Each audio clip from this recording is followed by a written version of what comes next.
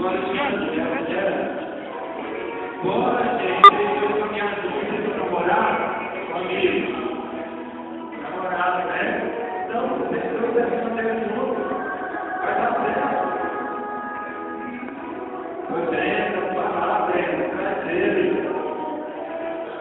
Estou vendo, né? Traz dela. Pô, são dois juntos. Gente, é tempo que a praia tem que tomar decisão. É hora. Liliane, vamos?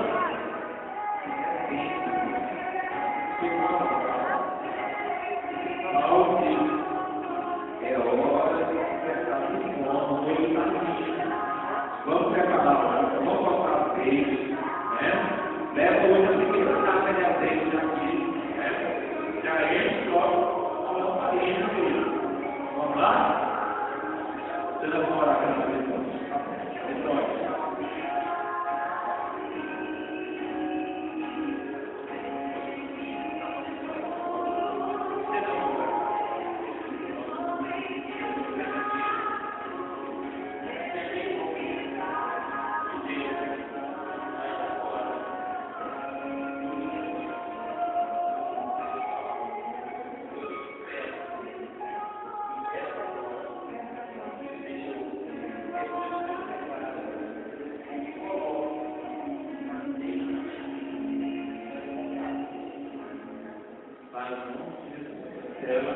toda a maldição, a vida vai ser